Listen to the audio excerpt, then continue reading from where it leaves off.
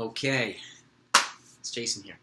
Today, and I forgot to put it in here, today we're going to go over the top left fielders in Major League Baseball heading into 2020.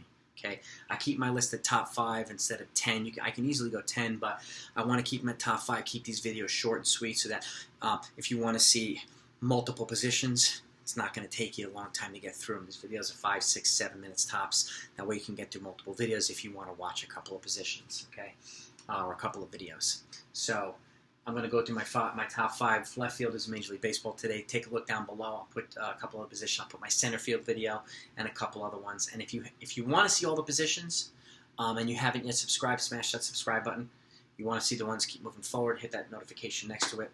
But at least if you hit the subscribe button, you can see what I put out already for the other positions. And even if you don't intend watching all the videos, I appreciate your support, so please click that subscribe button regardless. And if you enjoy the video, please click the thumbs up. Thank you, guys. So with that said, let's get to the nitty-gritty here. The top 5 left fielders heading into 2020 in Major League Baseball. On occasion, I have a tie. You'll see in some of my other videos I have a tie for a couple of positions. I have one for shortstop and a couple other ones. I have one tie in this one because there's so many good players. And some of them, to me, are relatively right on the same plane with each other, so I consider them a tie. And I do have a tie for 5th place here. So my tie is, and let me know what you think, Michael Brantley from the Houston Astros and Tommy Pham of the now San Diego Padres, traded from Tampa Bay Rays. Anybody on my list, and I've said this in my other videos, are equally as effective on the offensive and the defensive front. That's why they're on my list. They're well-balanced players. They could be strong on one side and the other, but they're well-balanced players. And a lot of these players you'll see are very clutch, too, in the time of need, playoffs, and so on. Okay? But so my tie for number 5, Michael Brantley, Tommy Pham. Number 4, what do we got here? Good one.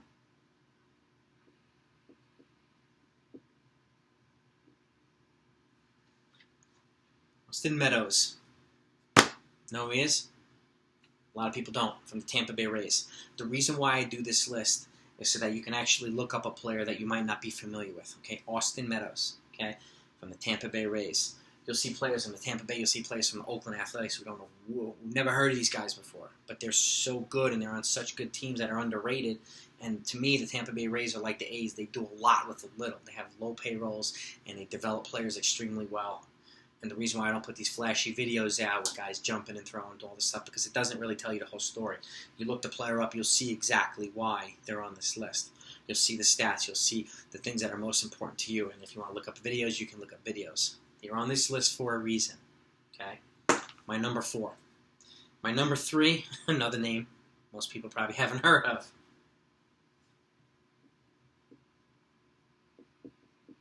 Okay?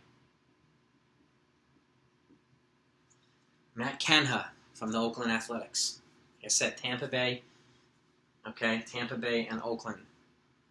It's hard to identify players on either team, okay, but they're playoff teams pretty much every year, perennial playoff teams, close to 100-win teams every year, and they're just a player short, of doing things. To me, I have them both making the playoffs, the postseason in 2020.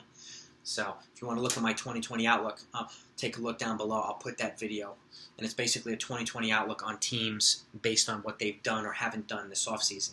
And I put their 2019 record, and then I put their 2020 record for comparison. And you'll see how much they improve or kind of digress. Okay? So keep an eye out for that below. My number 2 left fielder, and this is another guy that most people haven't heard of. One of the things that makes this list fascinating in these young guys. Bryan Reynolds. Anybody? Pittsburgh Pirates. Okay? Bryan Reynolds from the Pittsburgh Pirates. Another young, dynamic player. He's really good in the field. He's got a hell of a glove, and he's a really good offensive player. These guys are all balanced players on both sides of the ball. But you'll see a lot of really good glove work between Canha and Reynolds and Austin Meadows, like some ridiculous catches. But they're young, dynamic players. And the left field is kind of an underrated position. A lot of times you'll see these names where, like, you normally have Giancarlo Stanton on there, but he's coming back off an injury. So he's one of the more fearsome hitters, but we don't really know whether he's going to be a left fielder or a DH. I don't know what the hell he's going to be, okay? And don't know what, he's healthy now, but and hopefully he stays healthy, but who knows? And you could have your opinions on who else might be on this list, or should be on this list, and I welcome you to put them down below. But my number one from the world champion Washington Nationals is Juan Soto. He's a stud. I mean, he's 21 years, maybe 20, 21, at most 22 years old. Stud player, clutch, really, really good on both sides of the ball. He's, to me, the best young left fielder in all of baseball right now. Okay, and he's going to be part of a great team moving forward. Even though they lost Anthony Rendon to the Angels, the Nationals have kind of brought in a lot of role players, and they've kind of really boosted the bullpen and done some other incremental things as well. So I don't expect them to be that bad, but they could easily win 92 or 94 games and miss the playoffs because the National League is, especially the East, I think is going to be really, really competitive and tight. So you might have to win 100 games just to get into the playoffs. We'll see. We'll see. But here's my list. That's my 5 or my 6 into 5. Let me know what you think. And again, if you enjoyed this video, hit that thumbs up. And if you want to see the rest of them, click that subscribe. If you haven't, click the notification next to it. Okay? And take a look down below for a couple other videos that I think you'll enjoy as well. So my next video after this, I'm going to take a look at my list. It's going to be the top 5 right fielders in Major League Baseball. That's a really good list. You're not going to want to miss it. So be on the lookout for that as well. Thank you guys so much. I hope you enjoyed the video. Talk to you next time.